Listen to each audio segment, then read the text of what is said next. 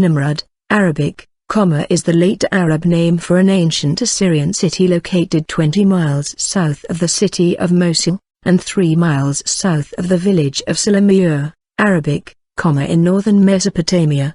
The city is located in a strategic position 6 miles north of the point that the river Tigris meets its tributary the Great Zab. Archaeologists believe that the city was given the name Nimrud in modern times after the biblical Nimrod, a legendary hunting hero. The city was identified as the biblical city of Calah, Kalhu, Kalakh, in Hebrew and in Greek. First referred to alongside Nimrod in Genesis 10, by Henry Rawlinson in 1850 on the basis of a possible interpretation of the city's cuneiform proper name as Levekh. The city covered an area of 360 hectares, 890 acres. The ruins of the city were found within 1 kilometer of the modern-day Assyrian village of Noomanea in Nineveh Province, Iraq. This is some 30 kilometers, 19 miles, southeast of Mosul. Archaeological excavations at the site began in 1845, and were conducted at intervals between then and 1879, and then from 1949 onwards. Many important pieces were discovered,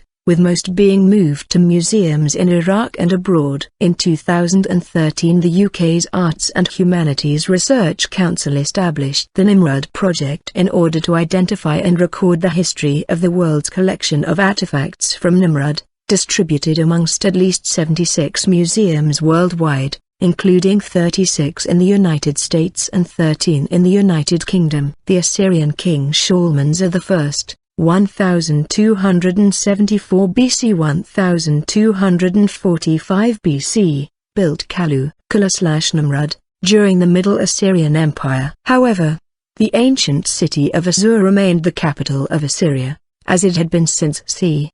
3500 BC. A number of historians, such as Julian Jaynes, believe that the biblical figure Nimrod, of whom the far later Arab name for the city was derived, was inspired by the deeds of the real king of Assyria Tukulti-Ninurta I, 1244–1207 BC, the son of Shalmaneser I, and a powerful conqueror. Others believe the name derived from the Assyrian god Ninurta, who had a major cultic center at Kalhu, Nimrud. The city gained fame when King Ashurnasirpal II of the Neo-Assyrian Empire, 883 BC 859 BC, made it his capital at the expense of Assur. He built a large palace and temples in the city that had fallen into a degree of disrepair during the Dark Ages of the mid-11th to mid-10th centuries BC. A grand opening ceremony with festivities and an opulent banquet in 879 BC is described in an inscribed stele discovered during archaeological excavations. The city of King Ashurnasirpal II housed perhaps as many as 100,000 inhabitants. Citation needed,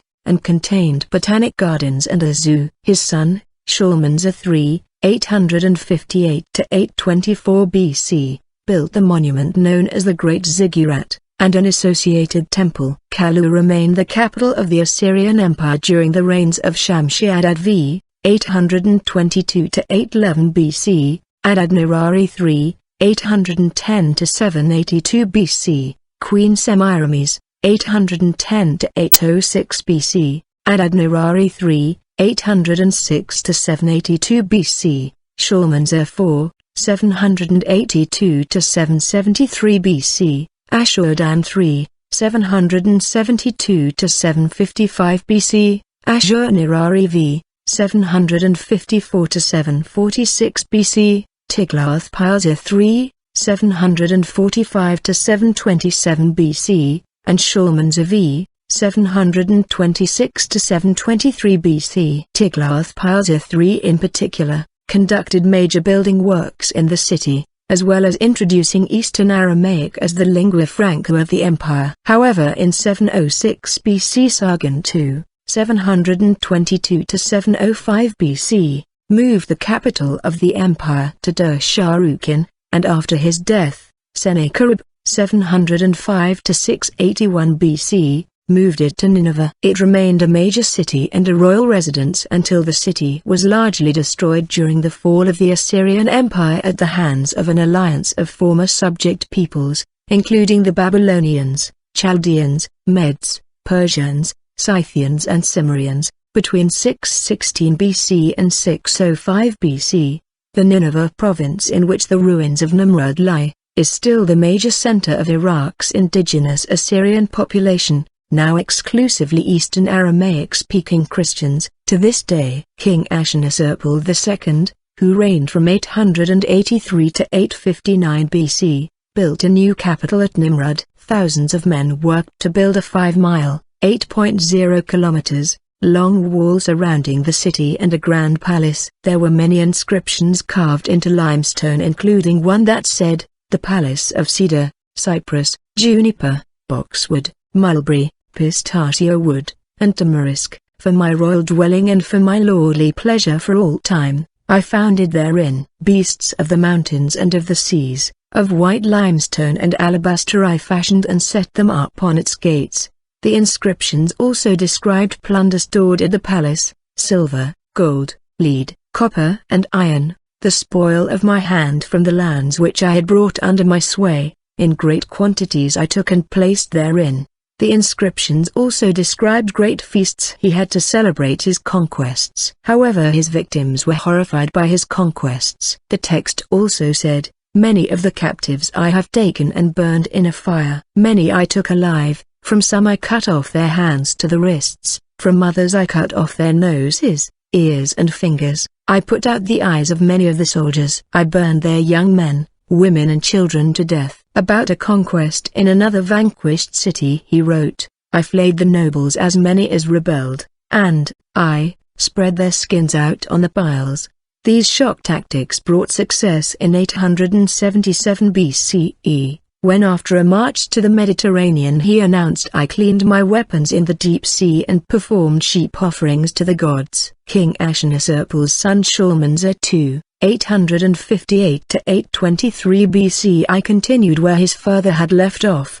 He spent 31 years of his 35-year reign in war and conquest. After a battle near the Ounce River with a coalition of Aramean and Canaanite, Phoenician states, he boasted, "I slew 14,000 of their warriors with the sword. Like Adad, I rained destruction on them. I scattered their corpses far and wide, and covered the face of the desolate plain with their wide-spreading armies. With my weapons I made their blood to flow down the valleys of the land. The plain was too small for their bodies to fall. The wide countryside was used to bury them. With their corpses I spanned the around 2 ounce, as with a bridge." At Nimrud he built a palace that far surpassed his father's. It was twice the size and it covered an area of about 12 acres. 49,000 square meters, and included more than 200 rooms. In 828 BC, his son rebelled against him and was joined by 27 other Assyrian cities including Nineveh and Ashur. This conflict lasted until 821 BC, 3 years after Shalmaneser's death.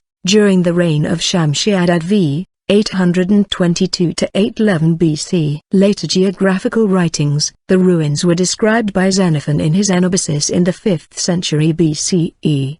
They were described in the Middle Ages by a number of Arabic geographers including Yaqut al-Hammurabi, Abulfida and Ibn Sa'd al-Maghribi. The name Nimrud in connection with the site was first used in the writings of Carsten Niebuhr, who was in Mosul in March 1760. The site was described in more detail by the British traveller Claudius James Rich in 1820, shortly before his death. Rich identified the site with the city of Larissa in Xenophon, and noted that the locals generally believe this to have been Nimrod's own city, and one or two of the better informed with whom I conversed at Mosul said it was Alathur or Ashur, from which the whole country was denominated. Excavations at Nimrud were conducted by Austin Henry Rawlinson, working from 1845 to 1847 and from 1849 until 1851. Prior to 1850, Laird believed that the site of Nimrud was part of the wider region of Nineveh. The debate as to which excavation site represented the city of Nineveh had yet to be resolved,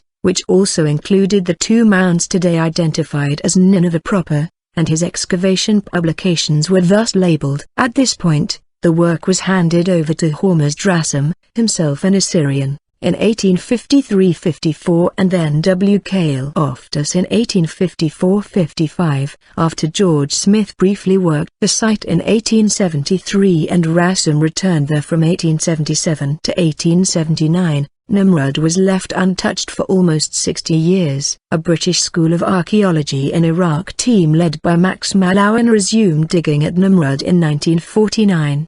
The work continued until 1963, with David Oates becoming director in 1958, followed by Julian Orchard in 1963. Subsequent work was by the Directorate of Antiquities of the Republic of Iraq, 1956, 1959-60. 1969-78 and 1982-92, Janusz Zmuzinski, 1974-76, Paolo Forina, 1987-89, with the Centro Ricerca Archeologici Scavidit Arena who concentrated mainly on Fort Shalmanza, and John Curtis, 1989. In 1974 to his untimely death in 1976, Janusz Zmuzinski, the director of the Polish Center for Mediterranean Archaeology project, with the permission of the Iraqi excavation team, had the whole site documented on film, in slide film and black and white print film. Every relief that remained in situ, as well as the fallen,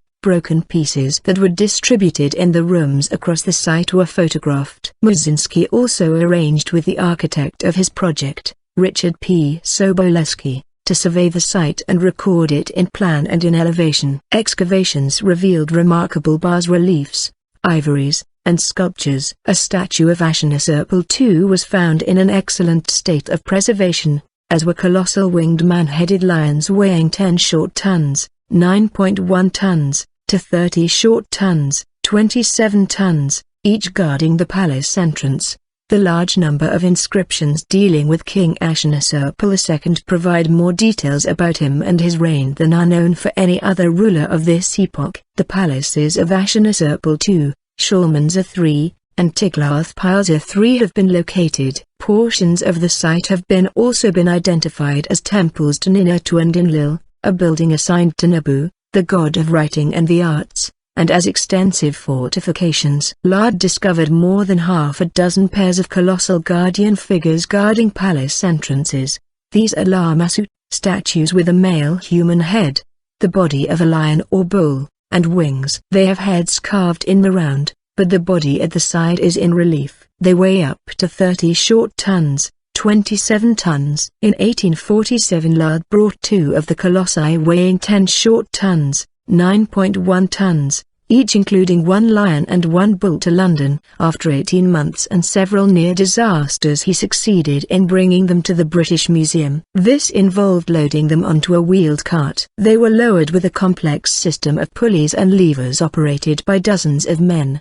The cart was towed by 300 men. He initially tried to hook up the cart to a team of buffalo and have them haul it. However, the buffalo refused to move. Then they were loaded onto a barge which required 600 goatskins and sheepskins to keep it afloat. After arriving in London, a ramp was built to haul them up the steps and into the museum on rollers. Additional 30 short tons, 27 tons, colossi were transported to Paris from Khorsabad by Paul-Émile Botta in 1853. In 1928, Edward Chira also transported a 40 short ton, 36 tons, colossus from Khorsabad to Chicago. The Metropolitan Museum of Art in New York has another pair. The statue of Ashurnasirpal II, Stela of Shamshi-Adad-Davi and Stela of Ashurnasirpal II are large sculptures with portraits of these monarchs, all secured for the British Museum by Laird. Series of the distinctive Assyrian shallow reliefs were removed from the palaces and sections are now found in several museums,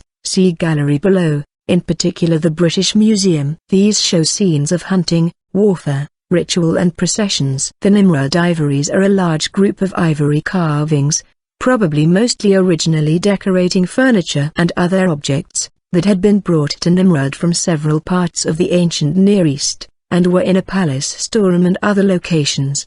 These are mainly in the British Museum and the National Museum of Iraq, as well as other museums. Another storeroom held the Nimrud bowls, about 120 large bronze bowls or plates, also imported. The famous black obelisk of Shalmaneser III, now in the British Museum, was discovered by Ludd in 1846, aided by Rassam. The monument stands 6.5 feet tall and commemorates the king's victorious campaigns of 859 to 824 BC. It is shaped like a temple tower at the top, ending in 3 steps. On one panel, Israelites led by King Jah of Israel pay tribute and bow in the dust before King Shalmaneser III, who is making a libation to his god. The cuneiform text on the obelisk reads Jah the son of Omri, and mentions gifts of gold, silver, lead, and spear shafts. The treasure of Nimrud unearthed in these excavations is a collection of 613 pieces of gold jewelry and precious stones. It has survived the confusions and looting after the invasion of Iraq in 2003 in a bank vault, where it had been put away for 12 years and was rediscovered on June 5, 2003. Destruction. Nimrud's various monuments had faced threats from exposure to the harsh elements of the Iraqi climate. Lack of proper protective roofing meant that the ancient reliefs at the site were susceptible to erosion from wind-blown sand and strong seasonal rains.